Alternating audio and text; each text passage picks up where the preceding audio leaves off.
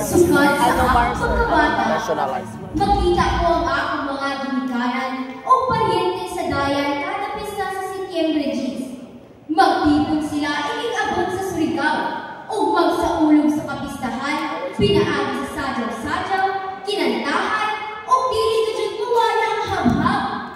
Mahinumduman ko na usok karadyaw sila kung kiay-kiay, ilabi na sa mga kulyapi o kulintang sa dayan, nga doon sa Buhing Boulevard, o ang pagkanta na nagpabuhi sa ilang mga kabalingon.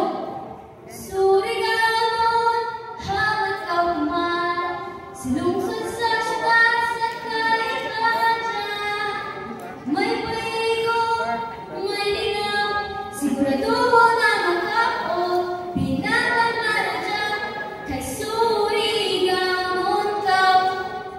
Wala ko kinikaradyaw na dati, kay kinta isa pa man mga bata, bulimit, ug ang mayong naapirmi sa bunsuyan. Pero, nabanta dyan lako ang ilang tingog na pusok, iso, pero lipay. Nagkahigusa o nagkahigugmaan sa klase-klaseng inistoryahan. Lain-lain, dili ko pareho ang sinurtihan natong mga Surigao. Pero, lahi na dyan, basta Surigao nun. Ako matuod si Gisela A. Condesa, inikman sa inyo ang kubangan para mahimog-tigong sa tibuok Surigao. Tigong Surigao, hugyaw Surigao. May taas-taas ang akong pangidaro o akong nakinabad na dyan na napaspas po ang akong sinultihan na dyaon-dyaon, waya-waya, unja-unja, sa nanuban pa. Nabanta dyan sa blamo.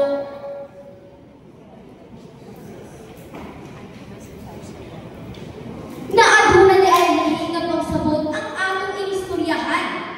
Sulti Sinurigao, hadligid sa pagsinagtanay sa nan-panatigong maay. Sinultihang Sinurigao, ako gajud na ay pasigarbo. Kung dyao'y mabot na dayo, mula ang gadyon o mayngayan mo. Dis akaw dikan, ijuton bayay. O dyao'ng pagajud, isa ka paghitabo sa pantalan sa Surigao. Laong ng ako uya, dyao'y isa ka dayo na niabot dikan sa Cebu. Namukad tuutana sa isla ng Siargao.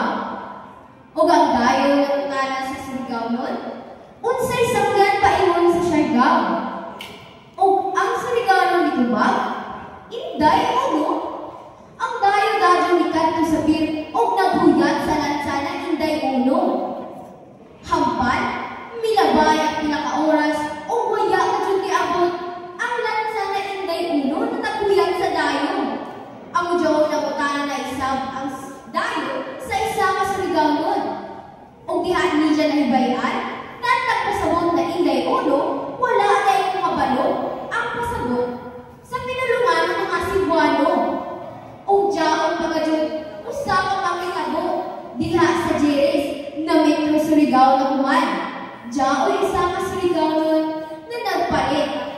Lao sa Surigao nun, dyaon yung juhaboy, o ang tindera nito ba?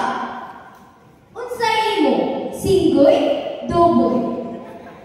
Tungod kay lahi-lahi man istoryahan, nang padayo ng kalabuan sa atong dialekto, kinisabang nag-abri sa bagong oportunidad para sa mga tao na madiskubre kung unsa gadyon ng dyaon sa ato.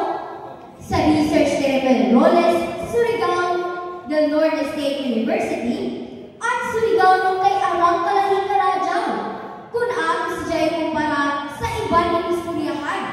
Makalaong gadyon na dyao'y kaugalingon sa nan-pinasahing na tono. Pinasingka o kinaghahiiga dyan na istoryahan. Kinisab ang ipaabot ni Bukjan na ang Surigao isang kalingwahe na napasagdan na kuman. Kay tungod ang mga batan-unan sa kuman, dili na karadyaw mga bayo sa mga sinultihang Sinurigao. Pero ato pa kining pasagdan ang kalimtan.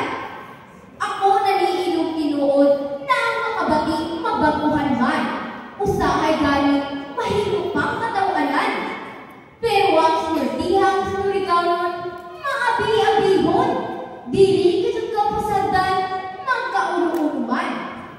Sa problema, bisa nagkaligid, nagkagidlay, o nagdahil.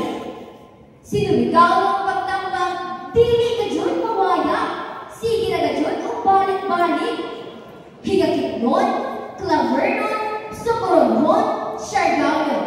Bisag kung sa tunalan sa pagka-istorya, sinuligaw ng naghihapon dyaon sa dya. Sinuligaw ng atong sinultihan, atong gamiton sa pakikiusa o pagsinagtanay sa tanan. Pinulungang sinuligaw ng kahapsay paminaw, sa kasubo, kalipay, o pagpinahalan.